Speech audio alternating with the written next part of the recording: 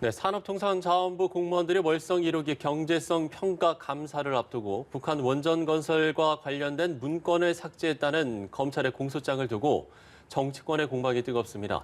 청와대는 이례적으로 강도 높은 비판에 나섰는데요. 네, 두 분과 정치권 소식 짚어보겠습니다. 유용화 한국외대 초빙 교수, 이상일 국민의힘 전 의원 모셨습니다. 어서 오세요. 네, 어서 오십시오. 예. 자, 북한 원전 관련 자료를 둘러싼 정치권의 공방이 일파만파로 번지고 있는데 일단 이 논란의 발단부터 좀 얘기를 해보면 이게 이제 검찰의 월성 원전 수사 과정에서 나온 거죠? 그렇습니다. 그러니까 그 월성 1호기 그러니까 530건인가요? 네. 그 파일을 이제 삭제했다. 그러면서 이제 대전지검에서 수사에 들어갔죠. 물론 이 사건도 좀 정치적 논란은 있었어요. 그러니까 윤석열 검찰총장이 잠깐 그만뒀을 때가 있잖아요. 추미애 장관하고 이제 대립했을 때.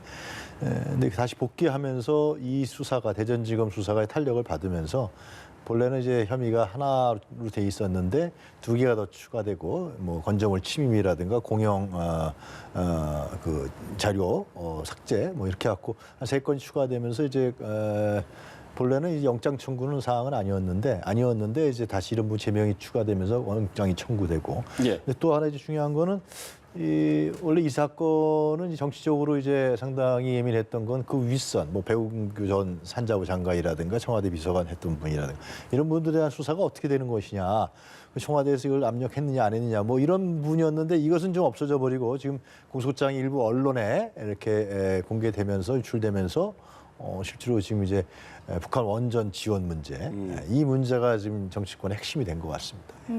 네, 이 공소장을 보고 저희가 뭐 리포트로 전해드리기도 했지만 김종인 위원장이 정부가 국내 원전은 폐쇄하고 북한의 원전을 지어주려 했다. 이거 이적행위 아니냐 이렇게 이야기를 했었거든요. 그러니까 일단 합리적 의심은 저는 할 수 있다 이런 생각을 합니다.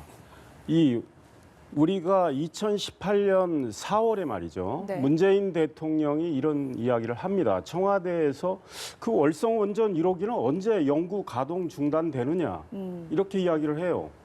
그 이후에 어떤 일이 벌어졌냐. 감사원 감사를 통해서 다 일단 규명이 됐습니다. 네.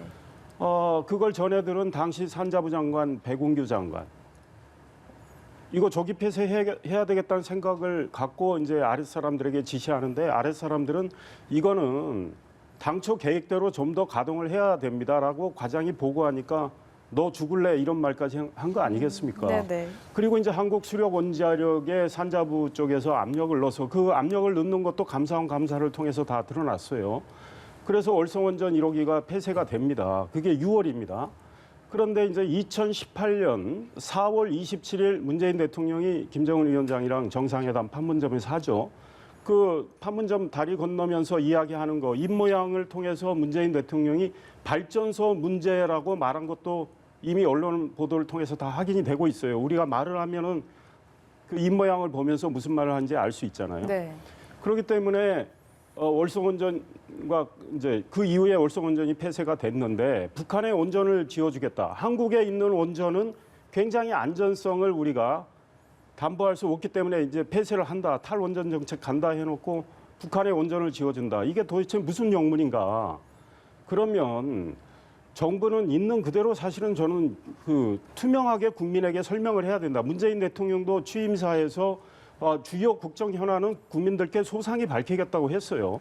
그런데 이제 이게 도대체 북한 원전 관련 보고서를 만든 이유가 뭔가 설명을 해야 되는데 청와대는 오히려 야당 대표 그 말을 소위 말해서 트집잡기를 해서 법적 대응을 한다고 하는데 왜 산자부가 이 보고서를 만들었는지 그리고 어떤 내용인지 그리고 어떤 경로를 통해서 위에 보고가 됐는지까지 누구 지시에 의해서 만들어졌는지 뭐 이런 것들이 규명이 돼야 됩니다.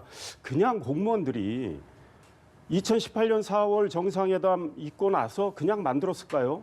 2차 정상회담이 5월로 예정돼 있는데 그 사이에 북한 원전 지어주겠다는 내용의 보고서를 만들었다면 그냥 안 만들었다. 어디선가 지시가 있었기 때문에 만들었을 거다. 이렇게 의심하는 게 저는 상식적이라고 생각합니다. 예. 그런 의심을 야당 대표가 지금 대변에서 이야기를 했더니 청와대는 구체적 내용도 밝히지 않은 채 그거는 사실과 다르다. 법적 대응하겠다. 이래가지고 납득이 되겠습니까? 네. 예, 같은 질문을 좀 들어봐야 될 것 같은데요. 일단 뭐 합리적 의심은 할 수 있는 부분 아니냐라고 이야기를 해주셨습니다. 김종인 위원장의 발언 좀 어떻게 보세요?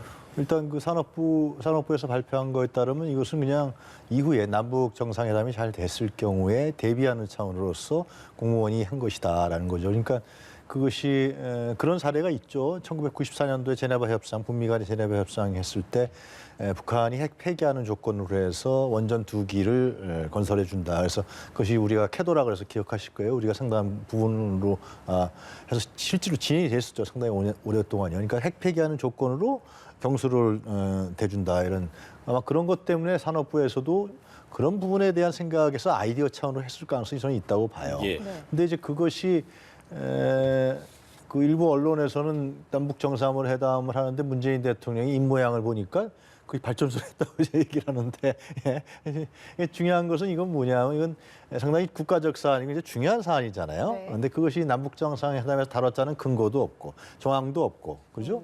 그리고 거기 바칠 만한 내용도 없는데 산자부 공무원이 파일에서 하나 했다는 검찰의 공소장 나와 있는 사실 요거 하나 갖고서 예를 들면 이것이 뭐 이적행위다 김정은 위원장이 그리고 굉장히 큰 일 난 것처럼 얘기하는데 그거는 굉장히 제가 보기엔 상당히 과다한 포장 같아요. 남북 정상회담에서 문재인 대통령이 김정은 위원장에게 뭐 그런 제안의 사실이 있다라는 근거와 증거와 청와대에서 또 완전 부인하고 있는 거고요. 이건 굉장히 예. 큰 문제거든요. 이건 뭐 미국과의 관계 문제나 국제관계의 문제가 있기 때문에 그래서 그런 상황의 정황으로 봤을 때 전혀 상식적으로 납득이 안 가는 얘기들을 하니까 특히 이적행위라고 했을 때는 이 김정은 위원장 이제 상당히 오랫동안 정치하신 분인데 이적행위다 그러면 전두환 시절에 예를 들면 국가보안법으로 미적단체다, 민주화운동. 그러니까 이적단체라는 건 반국가단체를 도와주는 거예요, 국가보안법상에. 그렇게 해서 많은 민주화운동 했던 사람들이 이적단체 쪽으로 해서 감방을 많이 살았잖아요, 감옥을요. 그런 식의 발언이라는 것은 제가 봤을 때는 상당히 현재 이런 남북관계 흐름이라든가 남북관계의 변화라든가 이런 부분에서 전혀 어울리지도 않고 근거도 명확하지 않다라는 생각이 듭니다. 지금 뭐 발언 네. 배경을 두고 이낙연 민주당 대표는 이게 뭐 4.7 보궐선거 때문이 아니냐라고 이야기를 했거든요. 그럼 이 발언에 대해서는 어떻게 보세요? 그래서 이제 북풍이라고 하는데 이게 만약에 진짜 저는 그런 생각이 들어요. 이것에 대해서 청와대도 상당히 청와대도 이것을 명확하게 하지 않으면 안 되는 것이죠. 이건 워낙 국가적인 사안이고 중요한 사안이기 때문에 만약에 이 부분들이 정확하게 근거라든가 내용이라든가 정황이 없었는데 김종인 위원장이 저런 이적이란 얘기를 발언을 했다 그러면은 그거야말로 어떻게 보면 역풍을 불지 않겠습니까? 저는 보궐선거에 역풍이 분다. 근거가 있었다 그러면 그건 왜 그랬는지를 따져볼 필요가 있는 것이죠. 예를 들면 뭐 제네바 협상처럼 그때 형수로 됐던 것처럼. 근데 그런 사실이 전혀 없는데도 불구하고 이 공무원의 파일 하나, 그것도 검찰의 공소장에 나와 있는 이걸 갖고서 예를 들면 저런 식으로 과도하게 밀어붙이는 건 오히려 저는 김정은 위원장이 역풍을 맞을 수 있는 가능성도 있다 이런 판단이 듭니다. 네. 예. 네. 이 저런 사실이 전혀 없다고는 지금 말할 수가 없죠. 아직 안 밝혔다고 말할 수 있어요. 그렇기 때문에 봐야 되고요. 왜 이적행위라는 말까지 했느냐. 굉장히 심각한 문제입니다. 왜냐하면 원전 하나 짓는데 10조 원이 들어갑니다. 그런데 원전은 또 다른 것과 달라요. 그 핵 폐기물을 재처리를 하면 언제든지 핵폭탄을 만들 수가 있습니다. 그런데 북한이 핵 개발에 대해서 계속 주력을 해왔지 않습니까? 말로 비핵화하면서 이 정권 들어서면서도 비핵화하면서 비핵화 하나도 진전을 시키지 않은 채 핵 개발 또 미사일을 고도화를 했습니다. 그래서 핵탄두를 실어서 대륙간 탄도 미사일 뭐 미국까지 갈 수 있는 걸 개발한 거 아니겠습니까? 그러니까 원전을 북한에 지어줬을 때 그 핵 폐기물 가지고 재처리해서 핵 폭탄을 만들 수도 있고 우리의 원전 기술을 사실 북한이 습득을 해서 앞으로 무슨 일을 자기가 자체적으로 원전을 만들어서 또 핵폭탄을 만들 수도 있고 이 북한이란 그 정권이 우리가 신뢰할 수 있는 정권이 지금 못 되는 상황이에요. 그리고 비핵화를 전혀 하지 않는 상황에서 원전을 지어준다.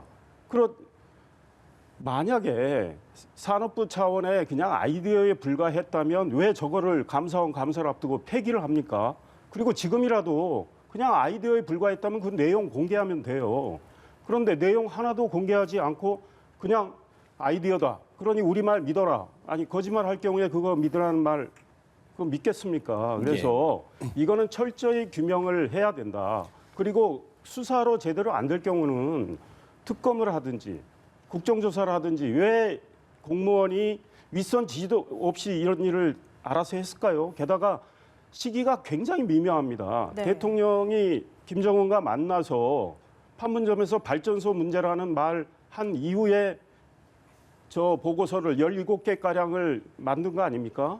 그리고 2차 정상회담 전 사이에 만들었고 그거를 감사원 감사를 통해서 들통이 날 것 같으니까 산자부 공무원들이 일요일 밤에 들어가서 530개 파일을 삭제를 했는데 그 안에 있기 때문에 저 원전 내용의 그 내용이 무엇인가, 그 파일에 들어있는 내용이 무엇인가, 그 의도는 무엇인가, 누구의 지시가 있었는가, 어느 선까지 보고가 됐는가 이런 게 다 규명이 돼야죠. 예. 네. 어쨌든 이제 선거 표심을 자극할 만한 좀 민감한 이슈인 점을 좀 고려하면 앞으로 좀 논란이 좀 쉽게 가라앉지는 않을 것 같습니다. 아니 그래요. 이것이 명확해야 되는 거죠. 현재 나와 있는 것은 이것이 청와대하고 교감이 있었는지, 그러면 정상회담 때 문재인 대통령이 얘기를 했는지, 뭐 공무원의 파일 하나 그것도 이제 언제 어떻게 작성. 민주당에서는 지금 이것이 원전 관련 파일은 과거 박근혜 정권 때 만들어졌다는 얘기를 주장하고 있어요. 현재요.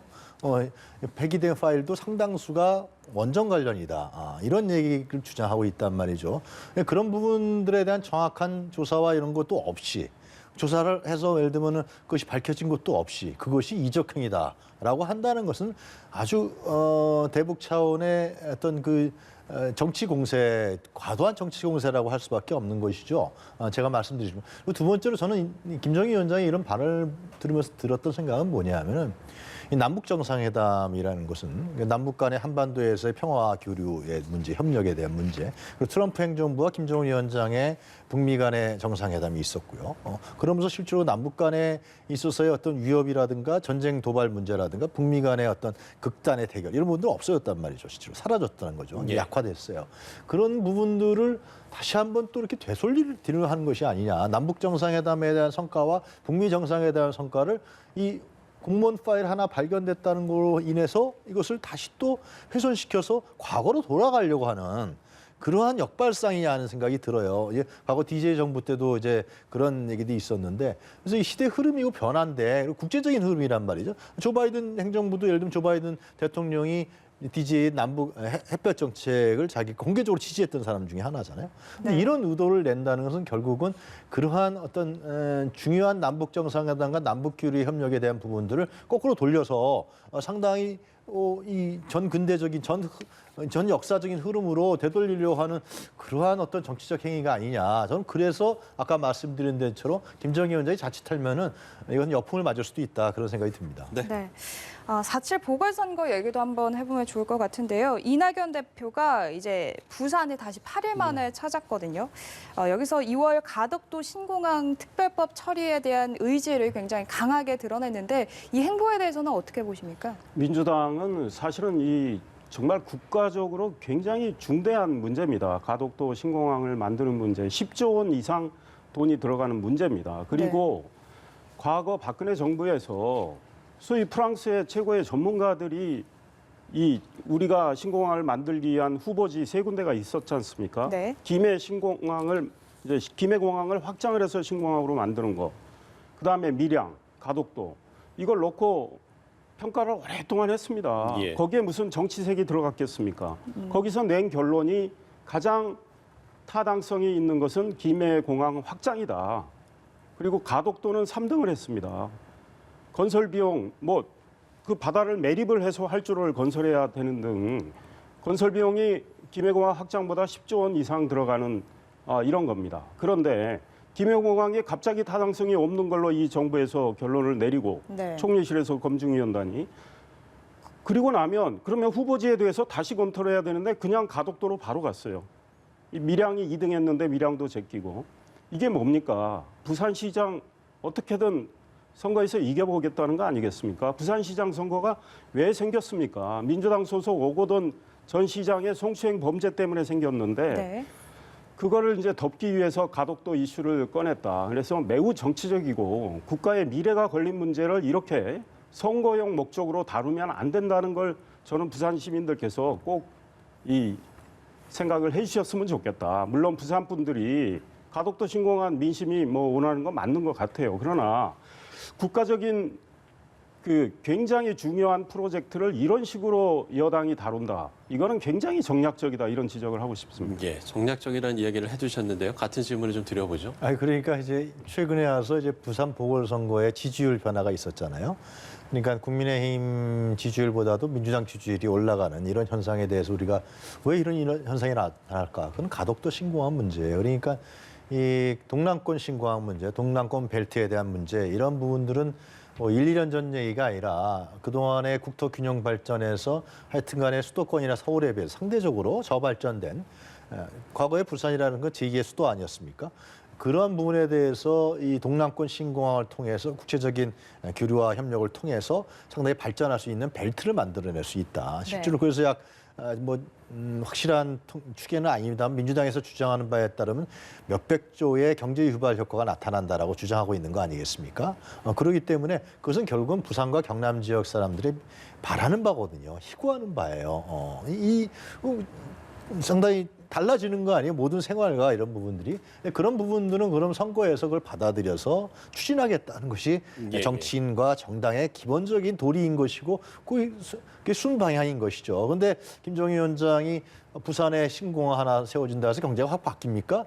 바뀌죠. 엄청나게 바뀌거든요. 네. 그러니까 부산 지역에 있는 국민의힘 15명 의원 전원이 다 이 특별법 발의에 다 찬성을 했단 말이죠. 발의안에 이름을 올렸단 말이죠. 이런 것은 결국은 뭐냐면 이것은 신공항에 기대는 부산 경남 지역의 민심이다. 그래서 이런 부분들을 잘 반영하고 해나가야 되는 것이지 이 심판론이다. 이것만 갖고 있어서는 물론 이제 민주당의 규칙사회에서 보궐선거가 열리는 건 맞지만 그러나 부산 지역의 민심이라든가 바라는 바 이런 부분들을 정당과 후보자들이 이번 보궐선거에서 수용하지 않고 그것을 자꾸만 진영으로 생각하게 되면 저는 국민의힘의 패착이 될 수 있는 그런 가능성도 보인다라고 말씀드리겠습니다. 예, 어쨌든 지금 여당에서 이 가덕도 신공항에 활약을 집중하고 있는 상황이기 때문에 또 야당 입장에서는 지금 뭐 당내에서 TK와 PK 의원들끼리도 의견이 좀 엇갈리고 있고 글쎄요, 좀 뭐 김종인 위원장으로서도 좀 복잡한 심경일 것 같긴 하거든요. 예, 우리 유 교수님 말대로 부산 경남 민심이 그렇다면 다른 지역 민심은 또 달라요. 그렇기 때문에 제가 국가적 차원에서 생각을 해야 된다. 이 막대한 국민 세금을 쓰는 문제이기 때문에 그래서 저는 정말 정치인들이 여당이든 야당이든 정말 국지적으로 한 지역만 생각하고 그냥 그 지역에서 원한다고 그러면 다 세금을 쓴다. 도대체 우리 재정 감당하겠습니까? 우리 미래 세대는 뭐 어떡하란 말입니까? 그러면 국가의 균형 발전을 위해서 생각을 해봐야죠. 아니 김해공항 소위 말해서 확장을 해서 신공항으로 만든들 그 김해공항이 가덕도보다 못하다고 누가 장담할 수 있어요. 동남권 공항 수요를 충분히 수요를 충족할 수 있죠. 그런데 그거를 백지화를 하고 그러면 다른 대안도 검토를 하지 않은 채 무조건 가덕도라고 지금 여당은 밀어붙이는 거고요. 그걸 하기 위해서 예타도 다 면제를 하고 그냥 법을 뚝딱 만들어서 일단 선거 앞두고 저희 말해서 첫삽을 뜨는 방식으로 이렇게 저걸 진행하는 게 과연 이 나라를 위해서, 이 나라의 미래를 위해서 이게 바른 겁니까? 예. 그런 생각을 가진 분들이 국민의힘이 많은 거죠. 물론 부산 의원들은 당장 부산 민심 때문에 또 선거를 치러야 되기 때문에 우리도 가덕도 해야 된다 이런 입장 내는 거 이해는 합니다. 그러나 네. 저는 그렇습니다. 우리가 그것 때문에 설사 부산에서 좋은 성적을 얻지 못한다 하더라도 국민의힘은 정말 국가의 미래를 위해서 또 전국의 균형 발전을 위해서 많은 고민을 하는구나. 미래 세대의 빚을 어떻게 덜 지으면서 합리적으로 효율적인 대안을 마련해서 국민들한테 제시할 수 있을까. 이런 거를 더 고민한다면 저는 아직도 김해 신공항 이게 더 옳은 길이 아닌가 개인적으로는 생각을 합니다. 그런데 이제 당 차원에서 많은 고민을 한 다음에 판단을 하겠지만 네. 이거를 여당이 선거용 목적으로 이렇게 밀어붙이는 거 게다가 이미 말씀드렸지만 부산시장, 서울시장 보궐선거가 귀책 사유가 여당한테 있고 당원 당규에 분명히 자기들의 귀책 사유가 있으면 후보 내지 않겠다는데 그것도 백지화를 해서 국민한테 약속을 파기한 정당입니다. 그리고 이제 다른 이슈를 꺼내서 소위 말해서 국민을 현혹시키려고 하는 거 이거는 매우 잘못된 정치다 이런 지적하고 싶습니다. 예. 제가 유 교수께 좀 질문을 네. 드려보고 싶은데요. 저희가 네. 시간이 없어서 정말 짧게만 좀 네. 첨언을 좀 해주시면 좋을 것 같습니다. 아니, 그러니까 선거라는 건요. 선거를 정치인 입장에서 바라보는 거라 유권자 입장에서 바라보는 거랑 차이가 큰데요. 선거를 통해서 유권자가 바랐던 이익이라든가 이해관계가 관철되면은 그게 선거의 아주 긍정적 요인이에요. 이 정치인이 권력을 잡는 것이 아니라 그렇다 네. 그러면 당연히 국토의 균형 발전. 그동안에 서울과 수도권 중심으로 지금 인구의 절반 이상이 몰려 있잖아요. 그리고 국토 균형 발전이 안 되고 있단 말이죠. 그런 걸 부산의 경남 지역 사람들이 이번에 보궐선거를 통해서 이걸 해줄 사람을 뽑는다. 예. 오래된 수건이다. 그런 부분들은 나는 당연한 선거에 있어서 긍정적이고 전향적인 결합이다라고 생각합니다. 한 말씀만 더 알겠습니다. 드리겠습니다. 죄송한데요. 한 말씀만. 예. 만약에 경북지사 보궐선거가 있었으면 민주당은 밀양공항하겠다고 할 정당입니다. 알겠습니다. 예. 두 분과 정치권 소식 짚어봤습니다. 유영화 한국외대 초빙 교수, 이상일 국민의힘 전 의원과 이야기 나눠봤습니다. 두 분 고맙습니다. 고맙습니다.